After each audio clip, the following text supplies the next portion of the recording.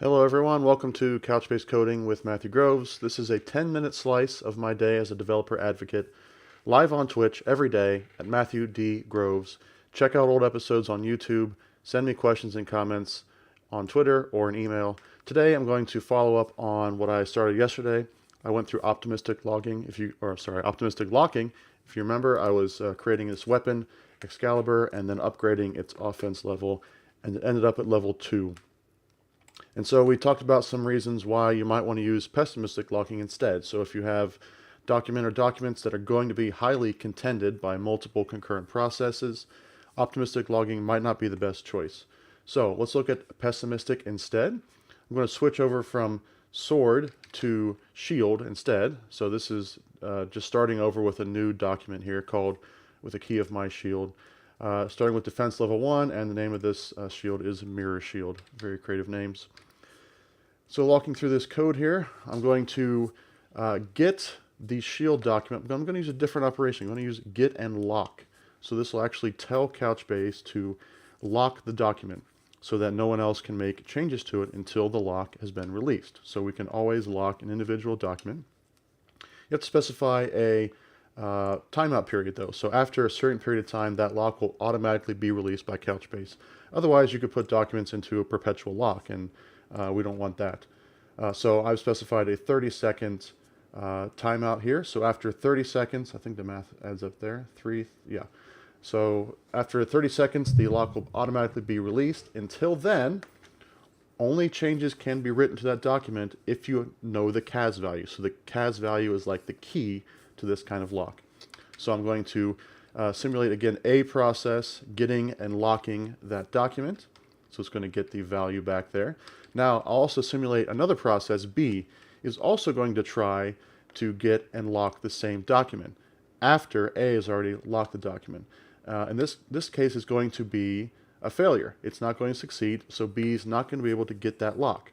So it can always do a plain get, basically like a read-only get of the document. So it's going to continue to do that and get just using the regular get command to get the shield. Okay, and then I again demonstrate that B is going to try to make a change. It's just got a read-only copy at this point, basically. It's going to try to upgrade the shield to level 3, like it did in the previous result. So we're going to try to do a replace operation. That's not going to succeed. We're going to see an error message here about the lock being in place, and it's just not going to work. And then, meanwhile, A still has the lock, so it can upgrade to level 2 of the shield, do a replace. And this time I'm doing it without the CAS value. So I'm trying, by not sending a CAS value, I'm trying to replace. And Couchbase is going to say, hey, you need to use the key to unlock this document. You forgot to include the CAS value. It'll show a message there. So I'll try again with the CAS value, pass it in this time, and it will be successful. At this point, once you pass in a command using the CAS value to unlock it and make the change, the document will now be unlocked again. So B can go ahead and try again to replace the document with level 3, I believe it was. So the end result of this, it'll first get upgraded to level 2 and then get upgraded to level 3 once B can get the lock. So let's step through this like we did last time. And I'll just put this side by side over here and run the console app and bring the console over here.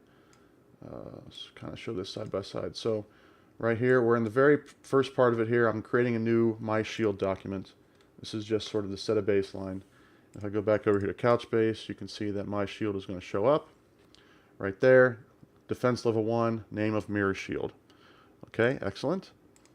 Now let's go ahead and go through here further, and we're going to get the shield and lock it, and we'll get the value.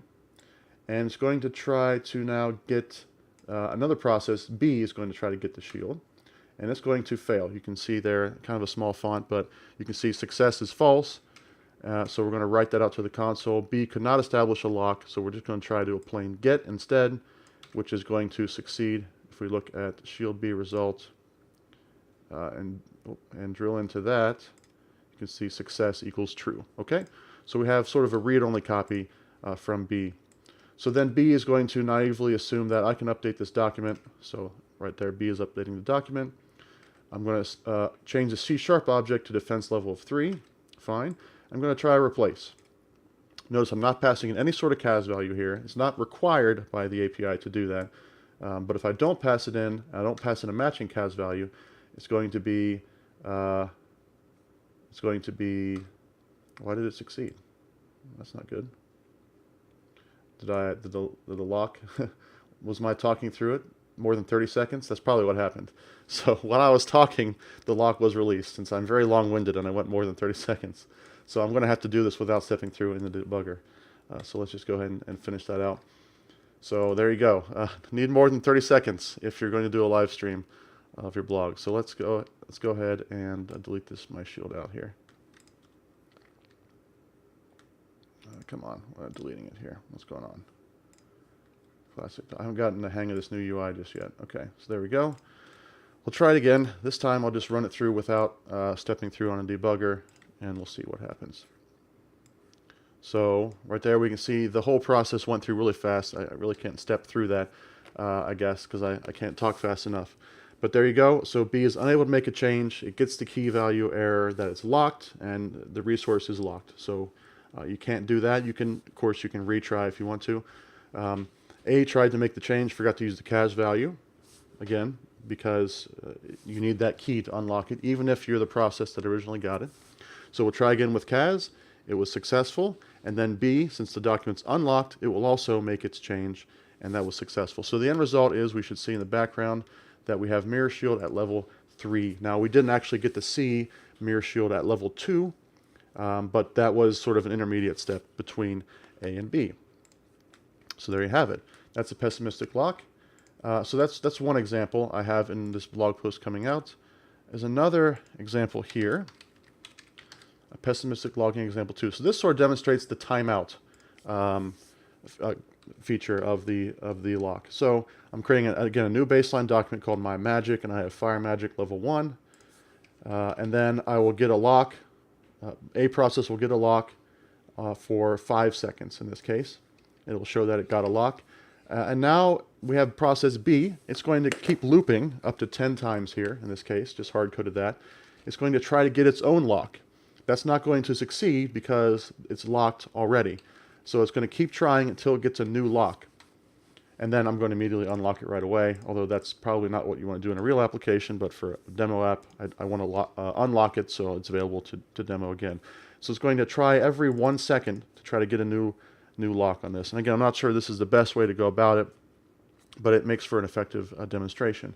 So I will again run this console app, and you can see that it got a lock on My Magic, but it's trying to get a new lock, so it keeps trying, and there, it got a new lock on My Magic. So that is just showing the timeout in place there. If I added a longer timeout, it would be more loops, probably more than 10 loops to do that.